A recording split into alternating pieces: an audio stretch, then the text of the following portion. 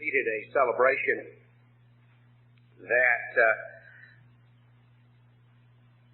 places the focus on some things that it might be well for us to take note concerning these matters. The particular holiday that was celebrated was an occasion known as Purim. Now, Purim is mentioned in the Bible, but it is not one of the festivals that God commanded to be observed in Leviticus chapter 23. In fact, if you were to go back to Leviticus 23, where God says these are the festivals of the eternal, the festivals that are commanded, and in Leviticus 23, the emphasis is clearly placed on the fact that these are the festivals of the eternal, as it says, Leviticus chapter 23 and verse 1. They're not the festivals of Israel, they're not the festivals of the Jews, they're the festivals of the eternal. Even these are my feasts, God says, which you are to proclaim in their seasons. And he goes through with the various holy convocations, the various festival occasions that he commanded through Moses to the people of Israel and to his people. And they're labeled distinctly as his festivals. They are the occasions that we see Jesus Christ in the New Testament church keeping as we go through the Gospels. In the book of Acts, we see various allusions to the Passover and the days of unleavened bread and Pentecost and the Feast of Tabernacles and various of these things all mentioned in the Gospel accounts, mentioned in the book of Acts. Paul's desire to be at Jerusalem in time for various of these festivals. However, in the holiday that was celebrated this past week in the Jewish community, it's a holiday of which we do not take particular note in the church. There is no biblical command that tells us it is a festival of God, but it is a festival that is instituted in the pages of the Bible. Attention is called to it in a book, a little small book, the book of Esther. And in the book of Esther, we find that in Esther chapter 9,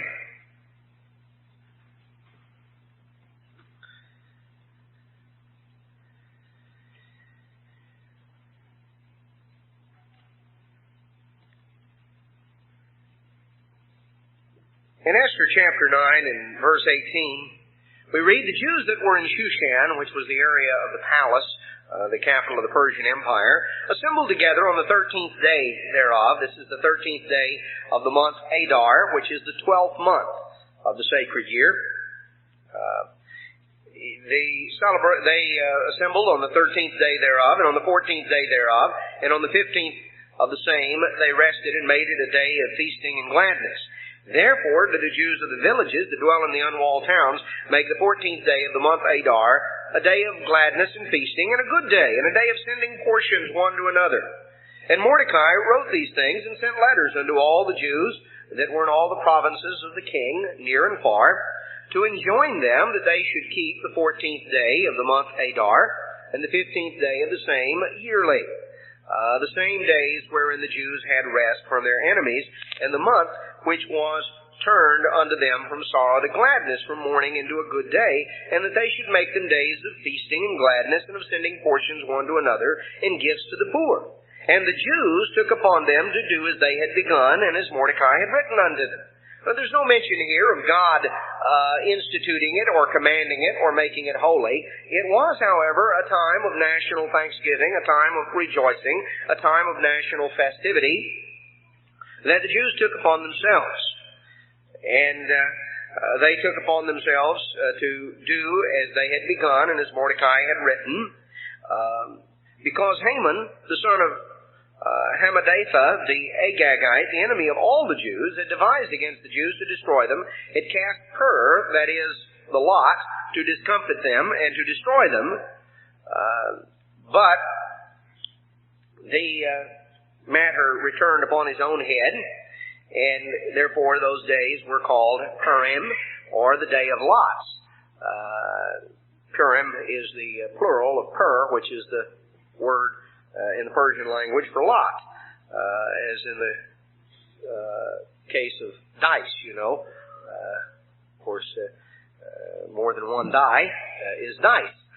You normally roll more than once. You can you sometimes use it in the singular when you say the die is cast, but normally you use it in the plural, dice. That's all it was. It's just a matter of casting lots. And these days were called Purim, after the name of Pur.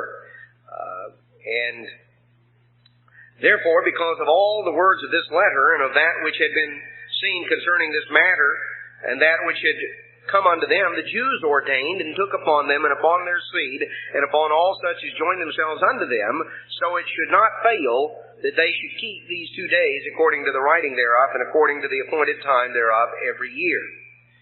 And this was a memorial. It had to do with the deliverance of the Jews, the people of God, from what appeared to be impending doom, which appeared to be absolute total destruction that was going to be visited upon them.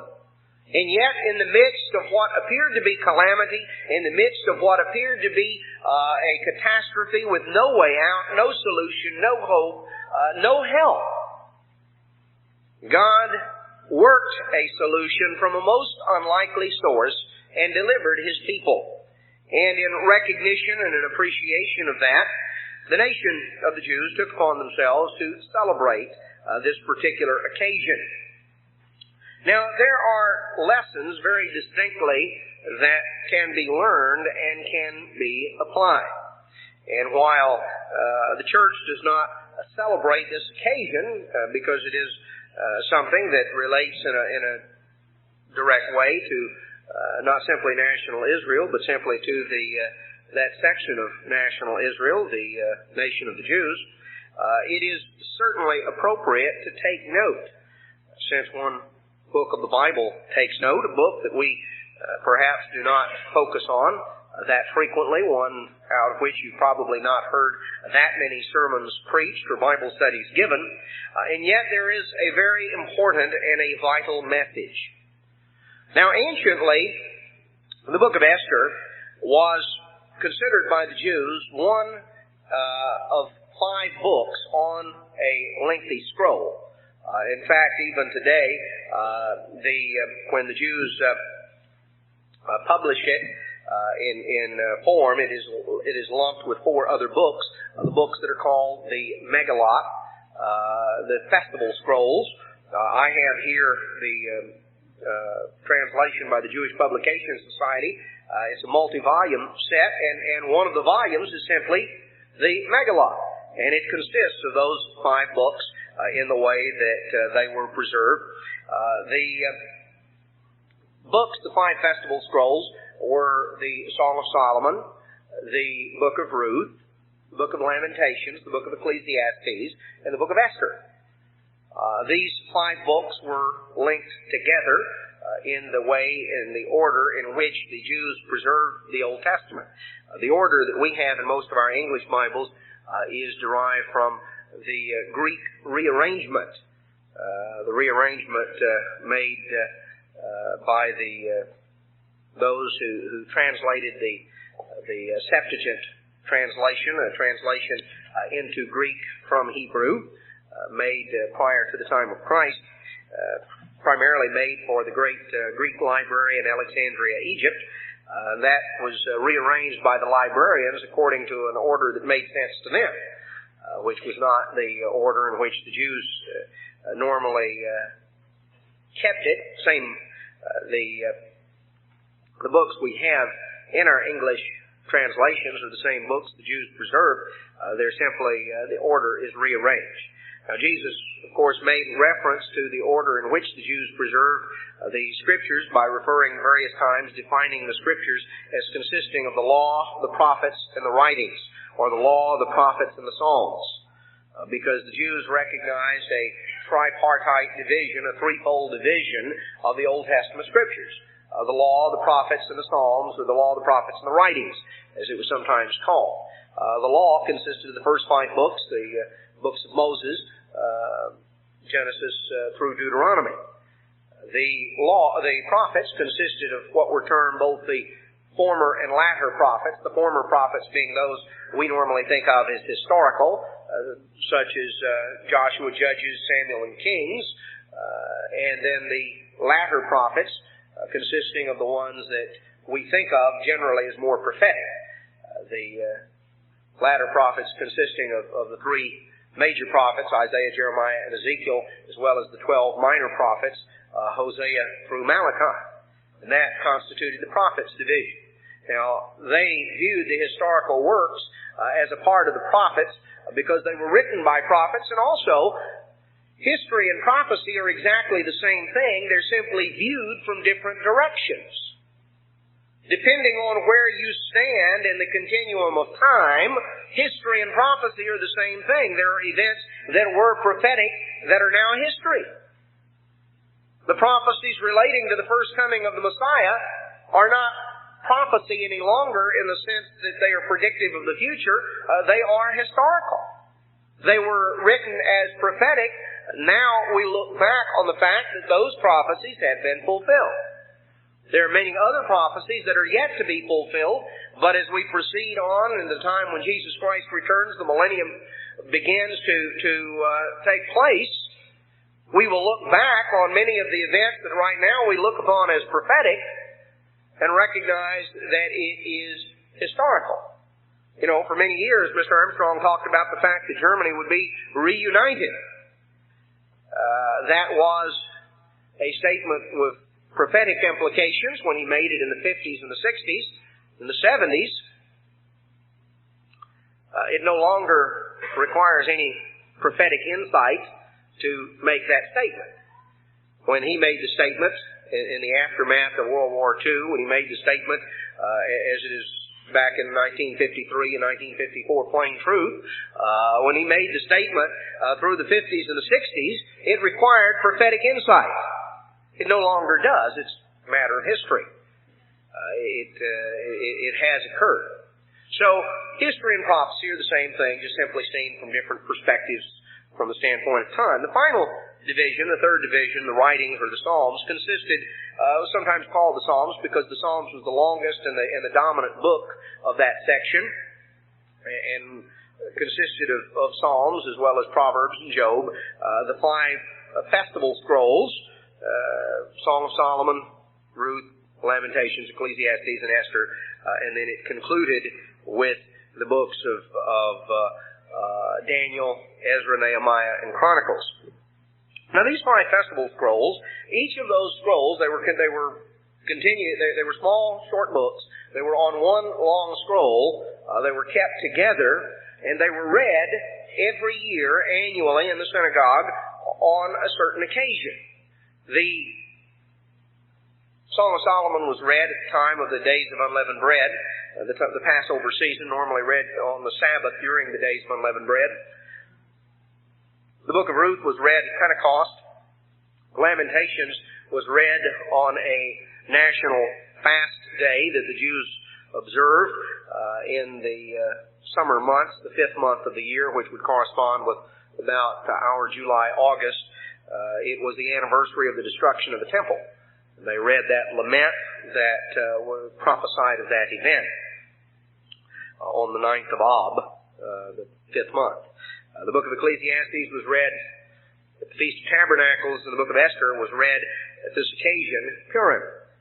Now, these books each had emphasis, even in terms of God's plan, and corresponded with certain things. The Jews recognized these 5 festival scrolls, and they drew an analogy or a comparison to the 5 books of the law, Genesis, Exodus, Leviticus, Numbers, and Deuteronomy.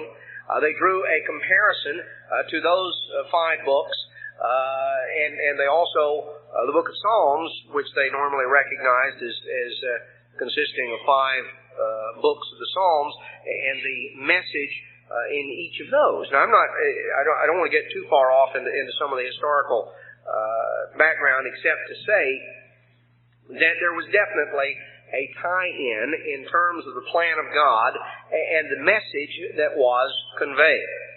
Take, for example, the fifth section. The book of Deuteronomy, which was the fifth of the books of Moses, the fifth book of the law. The book of Deuteronomy was the message to a people that stood on the brink of inheriting all of the promises that God had made to their forebearers. It was made to a people who stood on the banks of the Jordan River and looked over into the promised land. It was made to a people that stood on the brink of inheriting the promises. A people who had been delivered and whose deliverance was now about to be finally fulfilled in the sense that they were to have completed the transition from slavery through deliverance to inheritors. If you were to go through the fifth section or book of the Psalms, you would find that the emphasis of that final section of the Psalms focuses in on praise and celebration and rejoicing that is the prelude to the fact of the saints of the Most High inheriting the kingdom forever. The book of Esther focuses in on deliverance. It focuses in, it is a celebration of the deliverance by God of His people. It is a celebration of deliverance. And it is important that we should take note and understand that message. We should understand the message that God is the deliverer of His people. And in the most trying and difficult of circumstances, in the most unlikely set of events, God is there.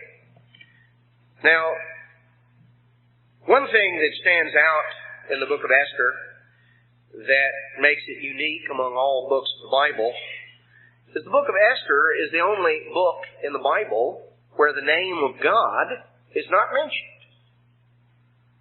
Now, you might want to go through there sometime and just look, but you'll find that the name of God is not mentioned in the book of Esther, and that may strike you as rather strange. In fact, in some cases, it seems that a certain amount of trouble was gone to avoid mentioning the name of God. Now, why would a book of the Bible be written that does not directly mention the name of God? Well, maybe several reasons. Certainly one aspect of it is that the festival that was ordained in the book of Esther was not to be considered as a holy day ordained by God. And so it is very clearly, the point is very clearly made in there that Purim, which is instituted in the book of Esther, is instituted on the basis of human authority.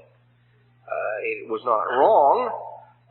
It was on the basis of human authority, though, and it was not of divine origin. It was not based upon divine commandment. So as to avoid that confusion. You see, it is on that basis, by the way, that we would understand that national holidays, such as Thanksgiving Day or other national occasions of festivity, are not inherently wrong for Christians to take note of and to observe. There's nothing wrong with that. They're not to be regarded as having divine sanction or origin. But if there is not a pagan connotation to it, if it does not reflect something that the Bible discourages, or the Bible only mentions or discusses in a negative light, then there's certainly nothing wrong with it.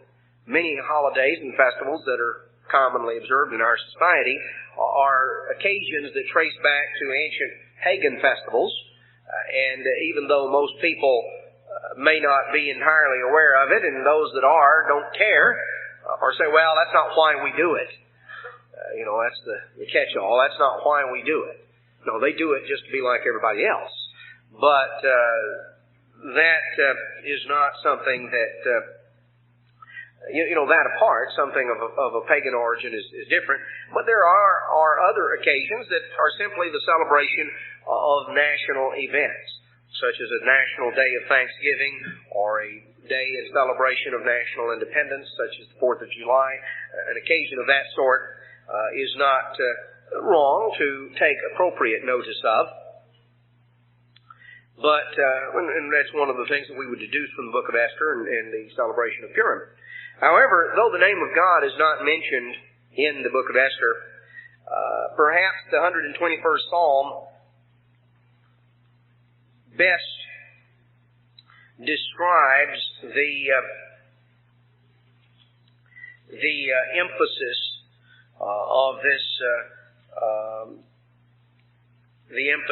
of this particular book, because it ties in to the meaning of it in a very distinct way. This, of course, is a part. The 5th book of the Psalms, by the way, begins with Psalm 107 through to the end of the book. So Psalm 121 is a part of that section, and in many ways sums up the emphasis and the meaning of the book of Esther. The 121st Psalm states, I will lift up my eyes unto the hills, from whence comes my help. My help comes from the Eternal, which made heaven and earth.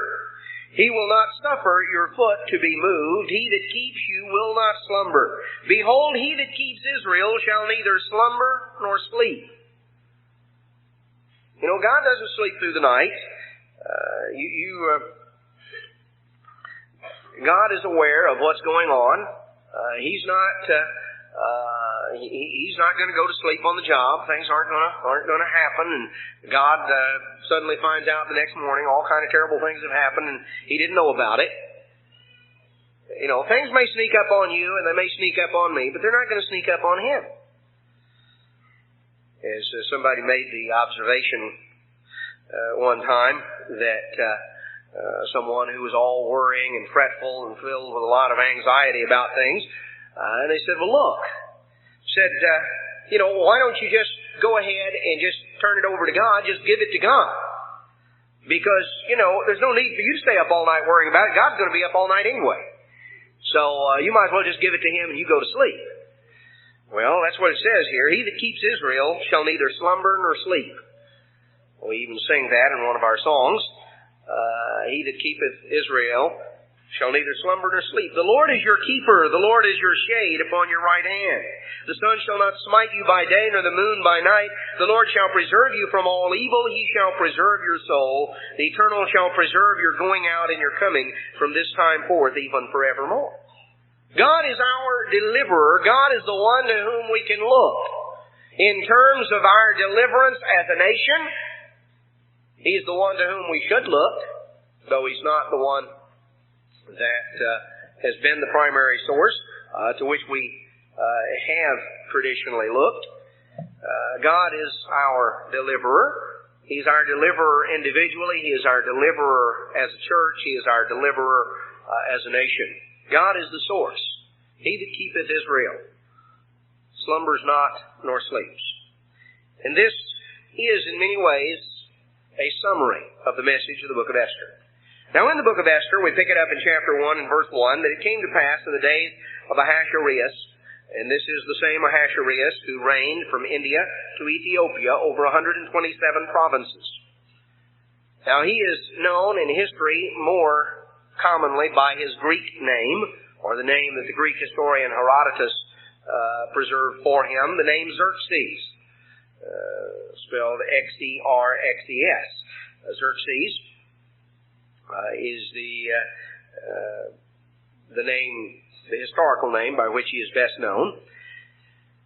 He was an individual that reigned over the empire of the Medes and Persians, a vast empire that had its beginnings in the Indus River Valley, there in the northwestern portion of the nation of India, took in Pakistan, took in portions of Afghanistan, took in portions of modern India, down into the northwestern portion of that nation, the Indus River Valley, and it extended all the way across the entire Middle East, through the nations of in the heartland of the Middle East, the nations of Iran and Iraq, on up through the nations of Syria, on up into at least portions of what is now modern-day Turkey, down through the areas of what is now the modern-day state of Israel, and the nation of Jordan, the nation of Lebanon, continuing on down, taking in a portion of the Arabian Peninsula, the portion where all the fighting has just been going on, in Kuwait. This was a part of that. All the way down through the modern-day nation of Egypt, into the modern-day nation of the Sudan, and all the way down to the borders of Ethiopia. A vast empire that extended from the region of the Upper Nile, beginning and had its beginnings in the regions of the Upper Nile, there in northern Ethiopia, on up through the entire Middle Eastern area, extending all the way across to the Indus River Valley in northwestern India. So he ruled over a vast empire. A vast empire. And we will see that he was an individual who was not a particularly good king. Now, he sat on the throne of his kingdom, which was in Shushan. That was the palace, and this was the 3rd year of his reign. And he made a feast unto all his princes and his servants, and the army of Persia, and Media, and the nobles, and the princes of the provinces before him. And he showed the riches of his glorious kingdom and the honor of his excellent majesty many days. In fact, he spent about 6 months. So this was quite a party he had going on. They must have rotated some of the bunch in and out. And it says that in verse 3 that he made a feast unto all his princes in verse 3. Now, interestingly, the Jewish commentary brings out that the word here for feast is literally a drinking, because that was its principal feature. So he had a real party. I mean, he had a bash that he had a 6-month drunk is what he had. Herodotus, the Greek historian, tells us of all this gathering in his 3rd year. He was making arrangements for an attack on Greece 2 years later. In fact, Xerxes went on to assemble the greatest empire of the ancient world. He assembled 1 million men. It was the first time that an army of that size was assembled, and it was the last time that an army of that size was assembled on down until relatively modern times. It was the largest army ever assembled in the ancient world. And he put together this gigantic army. And he drew up his plans during this 6-month drunk that he had, which will give you an indication. We'll notice a little bit of his plans, and you notice a little bit of what he did, and the way that he managed to blow the whole war, even though he had the largest assembly of troops that the world had ever seen up until that time, and for many hundreds of years thereafter. So when you got, when you got that many troops and you still managed to blow everything, it kind of gives the indication that you're not the world's greatest tactician, and he wasn't. Anyway, he had this big party, and he had all these people here, and he made a feast unto all the people that were present, small and great, and they kind of ended this thing up with a party that lasted a week there in the court of the garden of the king's palace. And verse 7, they gave them drink in vessels of gold, and the vessels being diverse one from another, and royal wine in abundance, according to the bounty of the king. And the drinking was according to the law, none did compel. In other words, they weren't all just having to drink toast, when they where they drank in unison. They were just pouring the wine. They could drink any time. They could just keep guzzling it down. There was it was not synchronized, but rather just that they were just going to it. So this was appointed that they should do according to each man's pleasure. And Vashti, the queen, made a feast for the women in the royal house. And on the 7th day, when the heart of the king was merry with wine. In other words, he had really tied one on by this time, because he'd been at it for 7 days, and so he was in good shape. In fact, the Greeks made the statement. Even the Greeks were impressed by the the amount of liquor that the Persians could consume, to the point that the Greeks said that the Persians the Persians considered it that if they could still walk, if they could walk out when they finished one of these things as opposed to being carried out, that they hadn't really had a party. So you didn't want to have one of these things where you were still able to motivate out under your own power. So this kind of gives you the flavor of what was going on. So in the midst of all this, he thought he had a great idea. He wanted the queen, Vashti, to come in wearing the crown. Now, the Jewish commentators have understood that what was meant. The statement is a little bit ambiguous. Verse 11 says, to bring Vashti the queen before the king with a crown royal, to show the peoples and the princes her beauty. Now, the Jewish commentators have traditionally understood this to be with only the crown royal. This would perhaps give the reason as to why she said, no, I'm not coming in there. Well, anyway, he got all upset. In verse 12, he was, he was really mad. This really upset him, and his anger burned in him. And so the king said to the wise men who knew the times, these were astrologers, this was the king's manner toward all that knew law and judgment. And it names off these individuals. So when he had a problem, he went to the witch doctor or the astrologer. He consulted these fellows. These were the ones that he listened to and says, what should I do? Well, they were probably about as well lubricated as he was by this time. And they decided that this was a horrible thing. That she had done wrong not only to the king, but to all the princes. That this was an insult to all of them. And that she needed to be made an example of. And word was going to get out. And so they proceeded to come up with an explanation of something that would somehow cast a sort of the light of public policy on things. And they came up with the idea that Vashti, the queen, needed to be put away. She needed to be made a public example of. She needed to be put away from being queen. So a commandment was given. Verse 19, a royal commandment. Let it be written according to the law of the Medes and the Persians that it could not be altered. Now the laws of the Medes and the Persians were written in a way that you could not alter the law of the Medes and the Persians. And that was based on the premise that the king was always right. And since the king was always right, if he made a law, then you couldn't repeal the law, because to repeal the law was to say the king had been wrong. And since the king was always right, then obviously, once it was the law, it was the law. Now, the Medes and the Persians got themselves in a lot of trouble with this, because needless to say, the king was not always right. In fact, he was probably wrong more than he was right. But the Medes and the Persians were not big on making a change. And as a result, their empire did not just survive and thrive real well. Interestingly enough, Saddam Hussein, of course, comes from that region of the world and that particular tradition.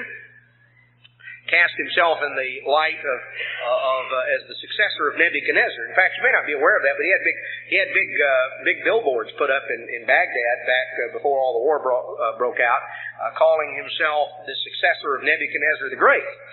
And he had pictures of Nebuchadnezzar and pictures of himself, and he was the successor of Nebuchadnezzar and the restorer of Babylon, and he gave himself just lengthy, long titles.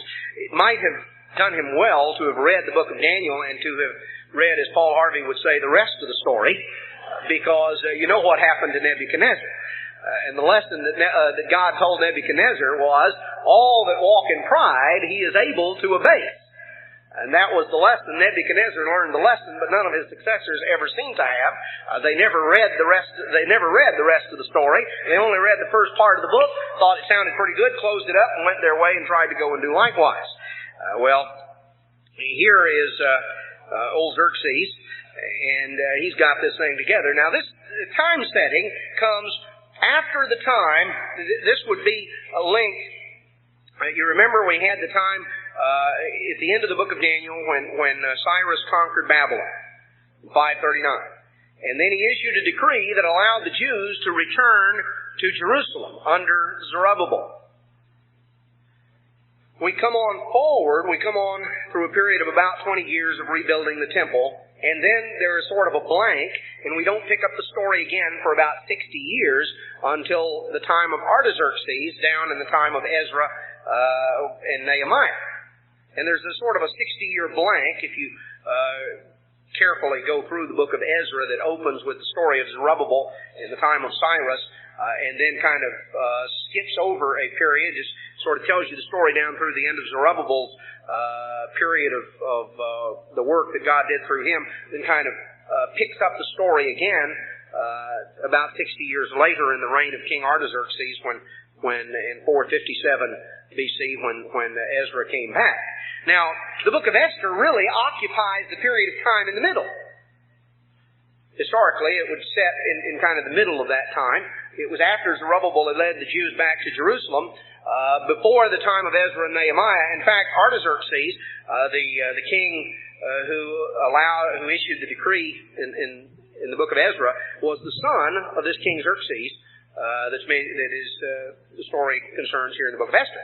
And this book focuses not on what the people of God were doing back in Judea and in Jerusalem, but what those who had remained behind in captivity, what was happening to them. Well, the continuation of it, the law of the Medes and Persians was invoked. King made a decree that put Esther away, and a reminder that this was going to teach all the wives a lesson. And verse 21, the words pleased the king and the princes.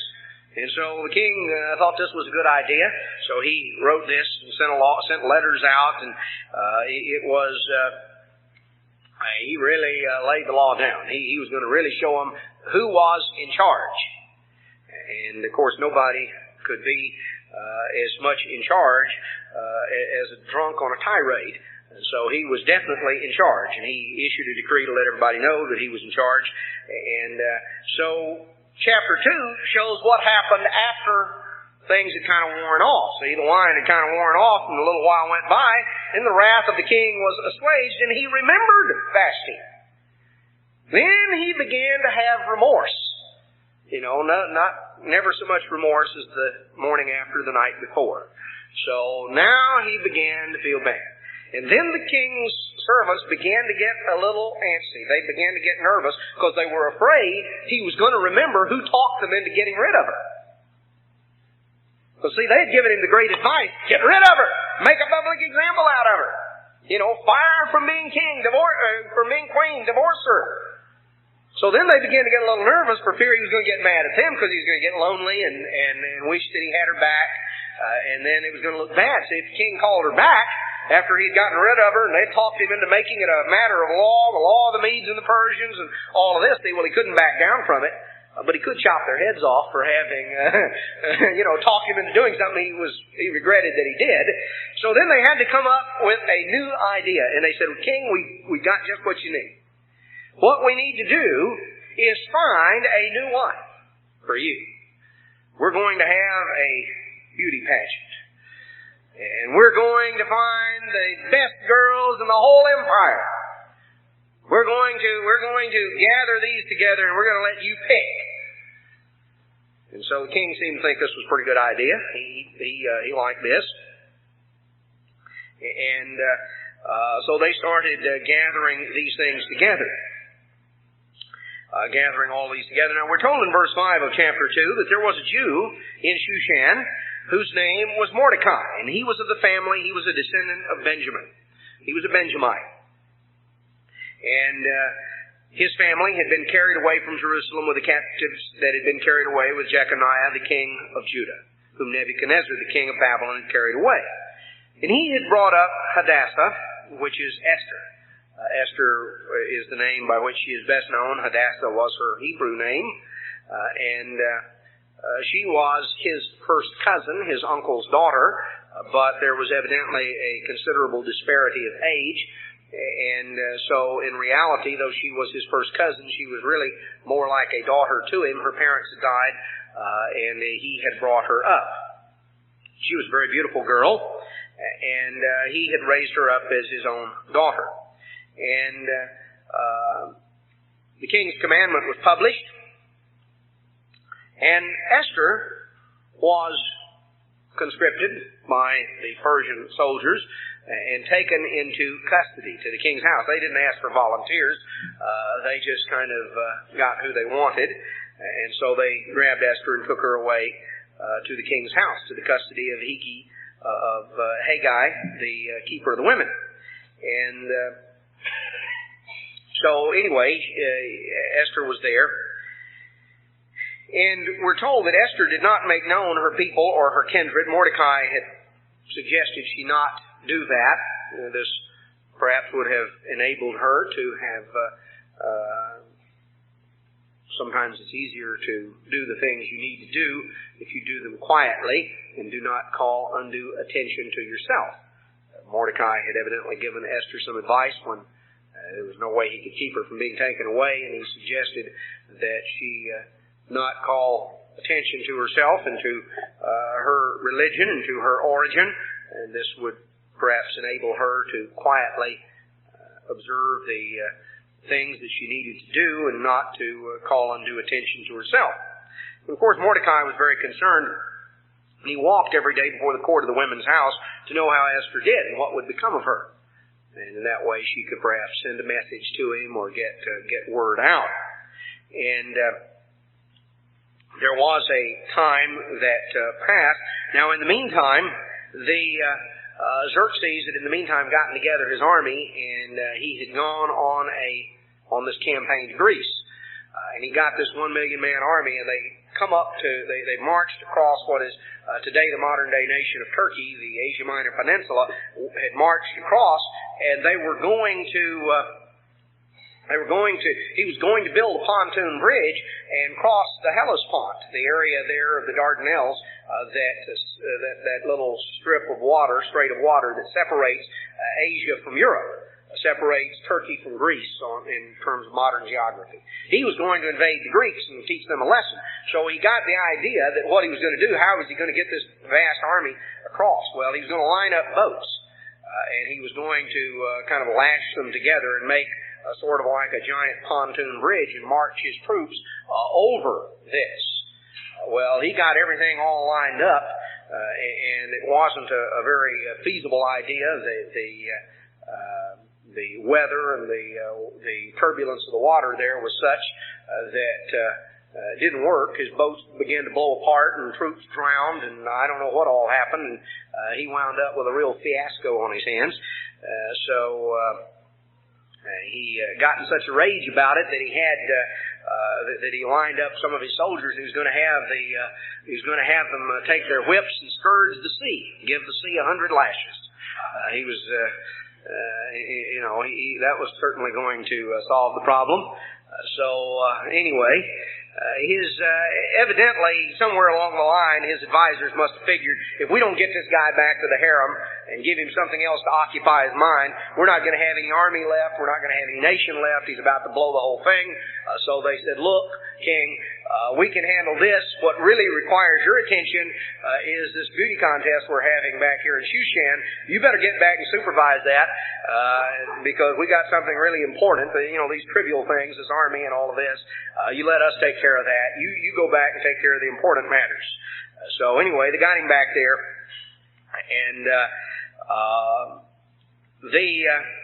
we go through the story of the women being brought in before the king.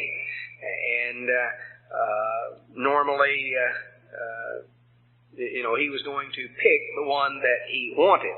And he was taking each one in their turn. Now, in verse 15 of chapter 2, when the turn of Esther, the daughter of Abihail, the uncle of Mordecai, when she was come into the king, she, instead of trusting to her own judgment as to the way to do it, she asked the advice of the king's chamberlain. She was one who was not haughty and not proud. She asked some advice. She said, what would you suggest? And he, of course, knew what would be the best and told her so. And she obtained favor in the sight of all them that looked upon her. And she was taken into the king in his royal house in the 10th month the month Tebet, and the 7th year of his reign. The debacle in Greece had been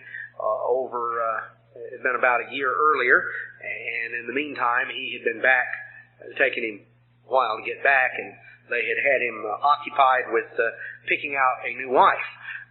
They were going to drag that out and keep him occupied with that as long as they could, lest he get the idea of making another military expedition. So when he saw Esther, he was really attracted to her and loved her above all the others.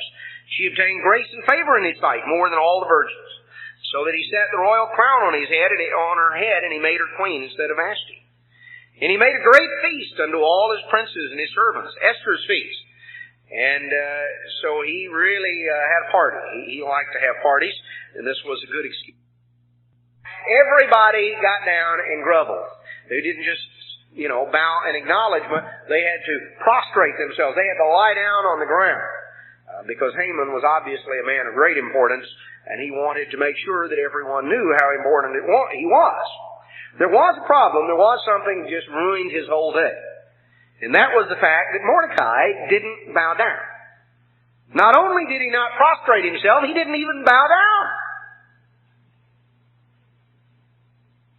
Now this kind of stirred things up. And just as I say, it ruined Haman's whole day. Verse 4, It came to pass when they spoke daily unto him, and he hearkened not unto them, they told Haman to see whether Mordecai's words would stand, for they told him that he was a Jew.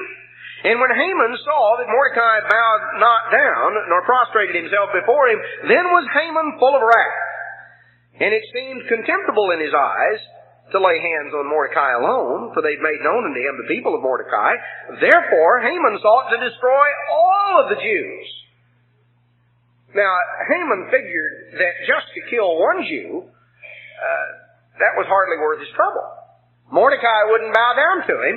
It was just really it was beneath his dignity, he thought, to just take care of Mordecai. What he needed to do was just kill all the Jews. Just kill all the Jews.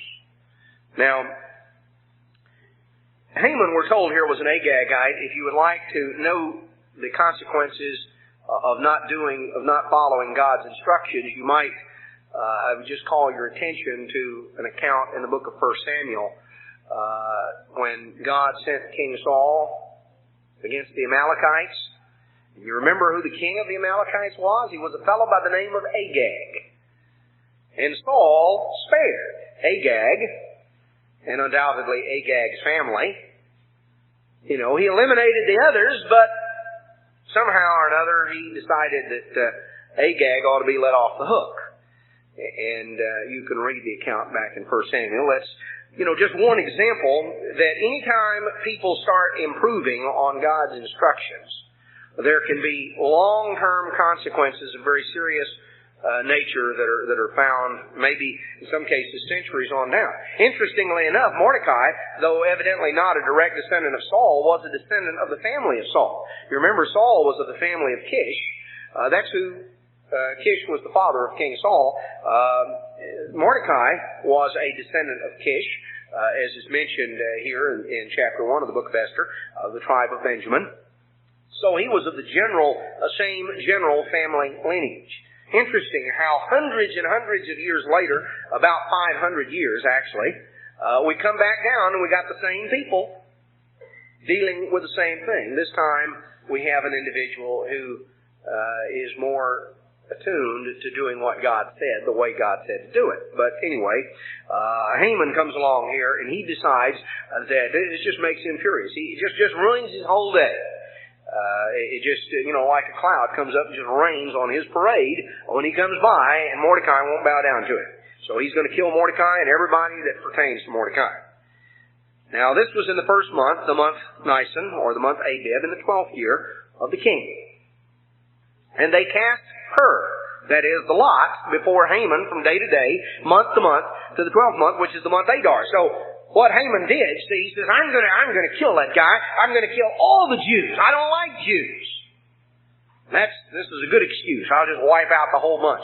So he figured he had to come up with what was going to be his lucky day.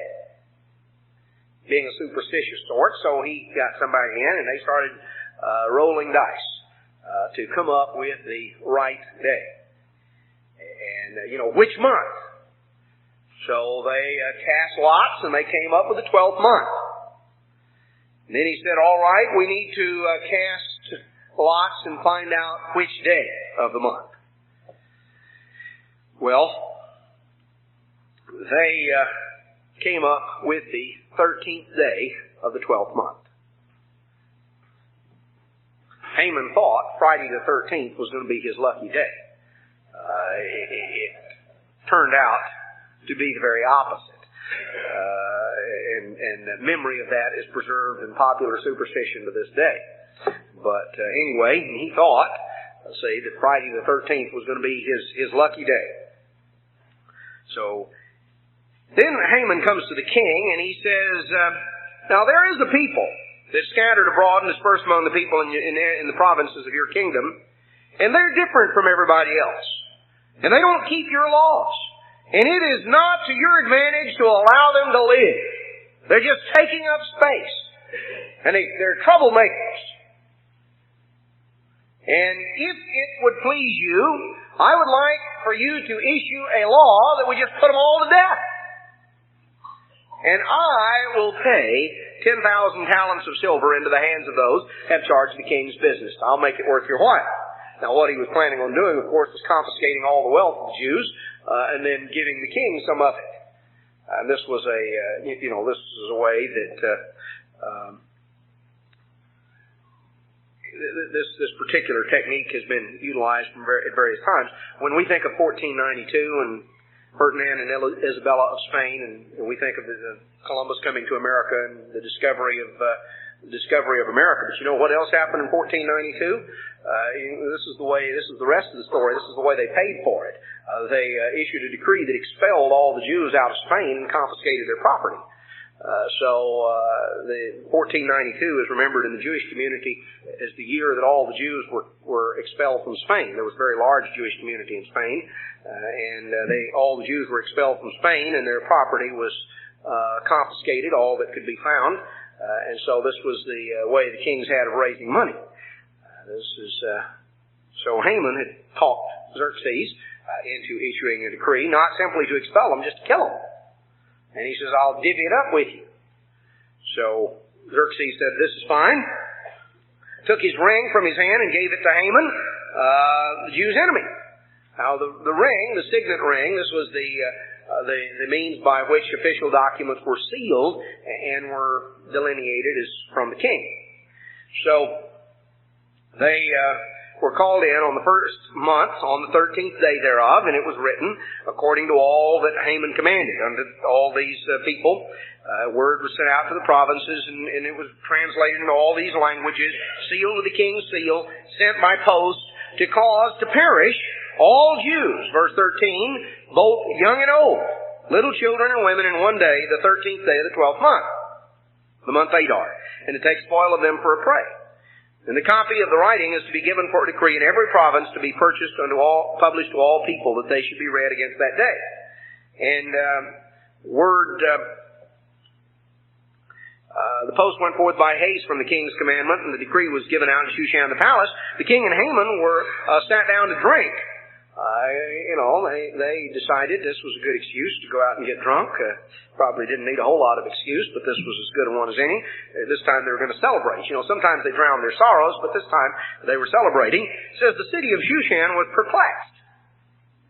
People couldn't figure out what was going on. Now Mordecai knew what had been done, rent his clothes, put on sackcloth, went into the midst of the city, and cried out with a loud and bitter cry, made a lament, came before the king's gate, because none could enter inside the king's gate clothed with sackcloth. And so there was great mourning among the Jews. And word came to Esther, and that Mordecai was obviously in great mourning, and she sent one of her messengers down with clothes to Mordecai, that he would put these on so that he could come on in, and she wanted to find out what was going on, but he wouldn't accept the package. And then she called one of the king's chamberlains and sent him out to Mordecai to find out what was happening. And Mordecai told him what had happened and the exact sum of money that Haman had promised to pay, gave him a copy of the decree to show to Esther, and to declare it unto her and to charge her, verse 8, that she should go to the king to make supplication and to make request. And word was told to Esther, and Esther spoke and gave this message to Mordecai. All the king's servants and people know that no one can come into the king's inner court unless they're called. Because if you just walk in on the king, and the king has not called you in, you can be killed. You can be executed. That's grounds for instant execution. And unless the king just on a whim happens to hold out the golden scepter to allow mercy, there are guards stationed there that if you walk in, their orders are that they whack your head off. Doesn't matter, man or woman, doesn't matter who you are. And unless the king just takes it in his mind to spare you and to listen to what you want to say, you're dead. I haven't been called into the king for 30 days. It's been a month. Now, you think you got problems. Sometimes people say, well, I thought he was going to bite my head off. Esther was not using a figure of speech. When she said, I'm afraid he's going to bite my head off or chop my head off, here was a man who was so capricious. Here was a man who was so given to just whim of whatever he felt like that the queen didn't know whether or not he would have her killed if she just walked in and said, I want to talk to you. Now,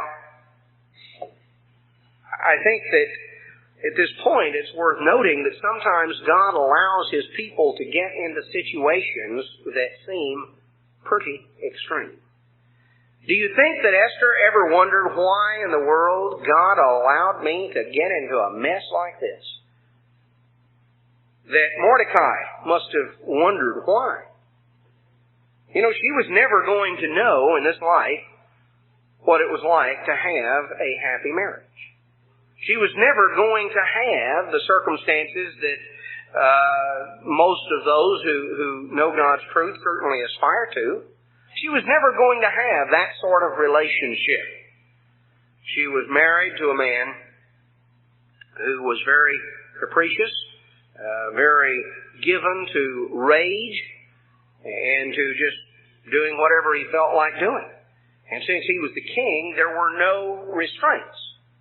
Today there are certainly people who are pretty extreme, but they usually have at least the fear of consequences to kind of keep certain restraints on them. He didn't really have any consequences that he feared. And sometimes God allows His people to fall into circumstances that may seem awfully extreme, and we may think, why? Well, I'm sure that Esther and Mordecai had both spent a lot of time, because now, you see, we're into, what is this, the 12th year,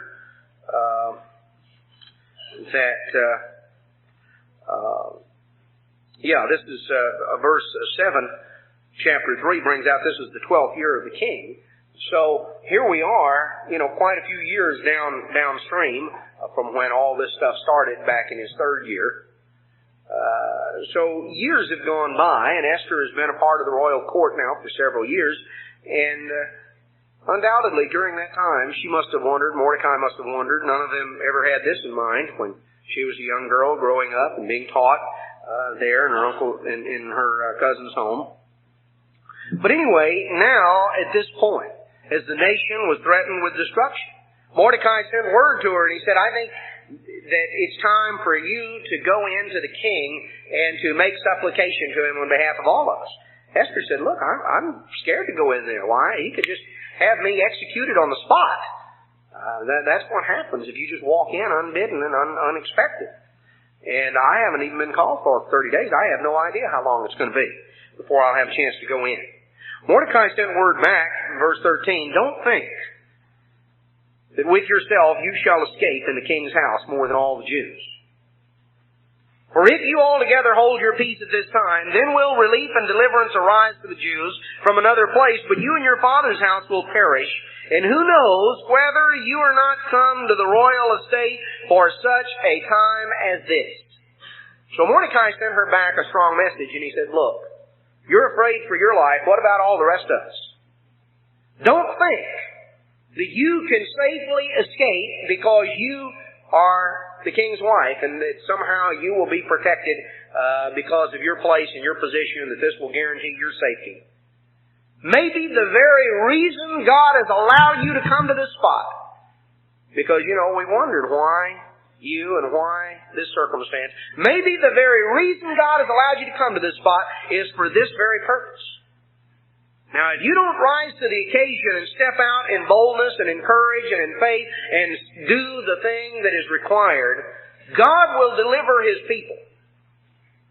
But there are going to be serious consequences for you. There's no way we can do an end run around God. There's no way that we can avoid the responsibility. If God puts us in a circumstance, if God puts us in a circumstance and a responsibility devolves upon us, there is no way we can avoid that responsibility and be guiltless. We never know exactly what plan God may have for our lives. But if God places us in the right place at the right time, we have a responsibility to rise to the occasion. Mordecai reminded Esther of that. And she said, all right, you go and gather together all the Jews present in Shushan, and you fast with me. Eat nor drink 3 days, night nor day. And I and my maidens will fast also. And then I will go in unto the king, which is not according to the law, and if I perish, I perish. Now, again, just call your attention just from the standpoint of marriage. Things were so bad that she had to spend 3 days fasting and praying to even walk in and say hello. To build up, to get the courage and the faith to even walk in to the room where he was. So that's pretty bad, Most of us who have our difficulties don't really have it quite that bad. But anyway, this was the circumstance. And this was her attitude, and Mordecai did what she said. And also the Jewish community in Shushan spent 3 days fasting and prayer. And on the third day, Esther put on her royal apparel, stood in the inner court of the king's house, and the king sat on the royal throne over against the entrance of the house. And it was so, when the king saw Esther the queen standing in the court, she obtained favor in his sight, and he held out the golden scepter. So the mood just struck him right. Now, why did the mood strike him right? Well, God saw to that. But see, they had gone to God in prayer and in fasting for 3 days. Recognizing that success, we have our part to play, but it is God who disposes the outcome. And we don't just kind of leave God out of the picture. So Esther drew near and touched the top of the scepter, and the king said to her, what do you want? I'll give you whatever you want, even to the half of my kingdom. Now, you see, when he was in a good mood, he was in a very good mood. And when he was in a bad mood, he was in a very bad mood. And she said, really what I would like is I would like for you and Haman to come to a banquet that I've prepared. I would like to invite you to my apartment for lunch. I'd like to invite you and Haman. Well, the king said, cause Haman to make haste, that it may be done as Esther has said. So Esther and the king and Haman came to the banquet. And at the banquet, the king knew that Esther must have something else in mind, because she didn't risk walking in on him and risk her life just to invite him to lunch. So even he was bright enough to figure out there must be something else. He wasn't real swift on the uptake, but a few things he was able to figure out. And he sort of began to dimly perceive that maybe she had something else in mind. So at the banquet of wine, verse 6, she knew what he liked, So it says at the banquet of wine, he said, whatever your petition, it shall be granted, and whatever your request, even to the half of my kingdom. So he was obviously in a very good mood. Didn't say how much wine she'd given him, but evidently she'd given him what he wanted. And she said, my petition and my request, if I have found favor, and if it please the king to grant my petition, perform my request, let the king and Haman come to a banquet that I shall prepare, and I will do tomorrow as the king has said. I would like for you to come, and I really want to put on something fancy for you, and then I'll tell you what I have in mind. So Haman came home, and boy, he was happy. He was joyful and glad of heart, but when he saw Mordecai in the king's gate, who didn't stand up or move, Haman was filled with wrath. So Haman came out and he was all happy, saw Mordecai just reigned over his whole parade, just spoiled his whole day. But nevertheless, Haman refrained himself. He thought, yeah, boy, I'm going to get that guy. So when he got home, Haman began to lay it on real thick. He was really telling his wife and everybody about all the great things he had and all of the things, how the king had promoted him. And now, and said, look, the queen has invited me and the king to a party, and she didn't invite anybody else, just me. So she's preparing it herself, and tomorrow I'm invited. And this is great, and yet, no matter what I get, as long as I see Mordecai the Jew sitting at the king's gate, it just ruins my whole day. Doesn't matter what else. When I see that guy sitting there, it just makes me mad. Just ruins everything. So his wife and his friends said, well, look, what you need to do is to make a gallows 50 cubits high. That's about like a 7-story office building. I mean, this was going to be a gallows that was a real gallows. Everybody was going to be able to see it. And you build this thing, and you hang Mordecai on it. And then you go in merrily before the king unto his banquet. This will really perk you up. You know, here's a real day brightener for you. Go out and hang somebody. And do it on a big gallows. And the thing pleased Haman. And he caused the gallows to be built. Just kind of brightened his whole day. Now, it occurs that particular night, and when you go through the book of Esther, you do realize God does have a sense of humor. That night, the king couldn't sleep. Doesn't say why, maybe the mixture he had had at lunch that day or something. But anyway, he was tossing and turning and he couldn't sleep. And so he wanted to be read to. He figured that if anything had put him to sleep, the book of the record of the Chronicles would do it. That was about as boring as he could think of. And so he figured he would have them read to him and this would put him to sleep. So they opened up and began to drone on. And about that time, they got to the part where Mordecai had saved the king's life by revealing the plot against him by the king's chamberlains. And the king said, what did we ever do for that guy, by the way? I'd forgotten all about that. What did we ever do for him? And the servant said, well, you never did anything, actually. This had been several years before. He had never gotten around to giving any sort of recognition to the man that had saved his life. So you get the idea that he was really one who attended to business. But anyway, he said, oh, never did anything, huh? Well, just about this time, he heard somebody knocking on the door, and they said, who is it? And Haman had come into the outer court of the king's house to speak to the king, because what he wanted to do was get the king's permission to build a big gallows outside the palace and to hang Mordecai. This was not the ideal time to come up with a request like that. So the king's servant said, well, Haman is out there. He was wanting to get in to see you. And the king said, well, tell him to come on in. Haman came in, and the king said, I want to ask your advice, Haman. I have in mind to honor somebody. I want to do something special for somebody. Do you have any suggestions as to something you think would be nice? Well, now, Haman immediately jumped to a conclusion. In fact, he didn't just jump, he leaped. He thought, now, who would the king have in mind? I can't think of anybody the king would rather honor than me. So what I better do is really come up with a great idea. And I mean really lay it on thick. And, what would I like? So, Haman says, what I think would be nice? He says, I think that the royal robe that the king wears ought to be brought and given to this man, and the king's horse that he normally rides ought to be brought, This man ought to be arrayed in royal garments and put on the royal horse. And in the hand of one of the king's most noble princes ought to lead this horse through the streets with this man sitting on it, announcing that this is a man in whom the king delights to honor. And to make this proclamation as they go through the street. And the king said, well, Haman, that's a pretty good idea. I hadn't really thought of anything quite that fancy, but, since you suggest it and everything, I think we'll do that. I'll tell you what, you hurry up, and you take the apparel and the horse and everything you said, and this you go do to Mordecai the Jew, the one that sits there in the king's gate. And you do everything just the way you said it. Well, you can just imagine that this was not the time for Haman to mention why he had come.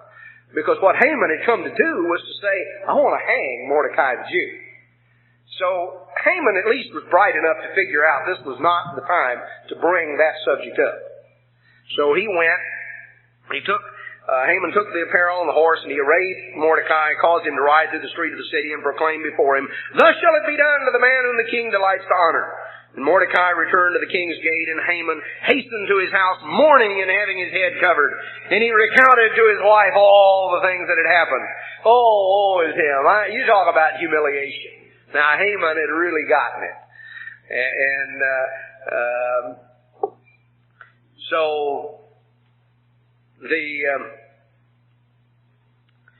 Haman was really upset. He just couldn't figure out what had happened. Well, in the meantime, Haman and the king came to the banquet before Esther. And the king said to Esther on the second day of the banquet, chapter 7, verse 2, What is it that you want? And the queen said, If I have found favor in your sight, O king, and if it please you, please don't kill me. That's what I want. I want my life. And the king said, Well, who in the world is going to harm you? You're my wife. Why, you don't have to plead for your life. And Esther said, I would like my life to be spared and the life of my people, because we're sold, I and my people, to be destroyed, to be slain and to perish. If we were just being sold into slavery, I would have kept quiet, but I don't want... we're all slated to be killed. I'm slated to be killed along with all my people. So the king was outraged. He says, somebody's going to kill you and going to kill your relatives and your family? Who is it? Where is he? Right over there. Haman. Then we're told, she said, that enemy, even this wicked Haman.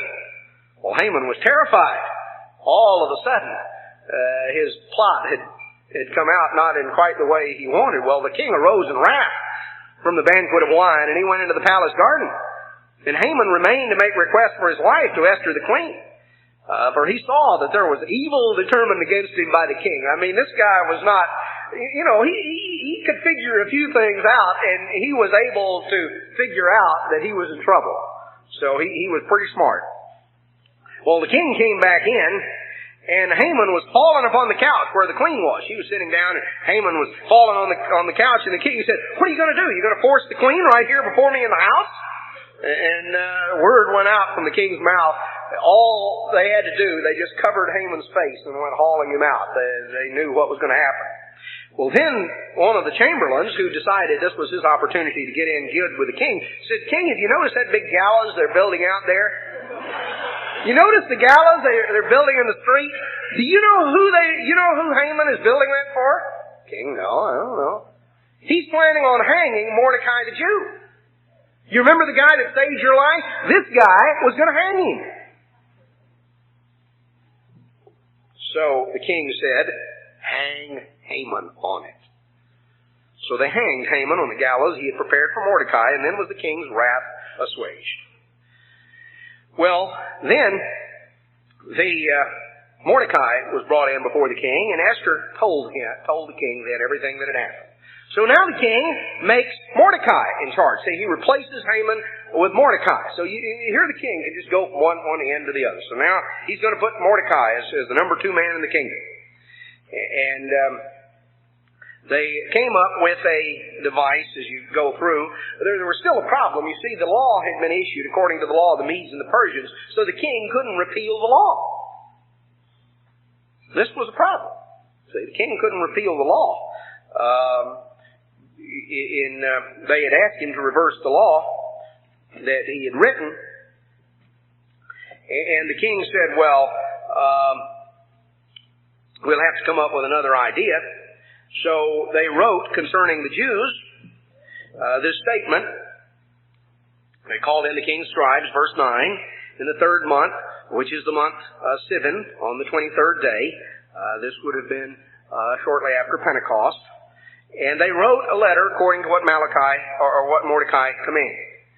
And they sent this decree out that granted the right of the Jews to gather themselves together and to stand for their life and to defend themselves against anybody that attacked them.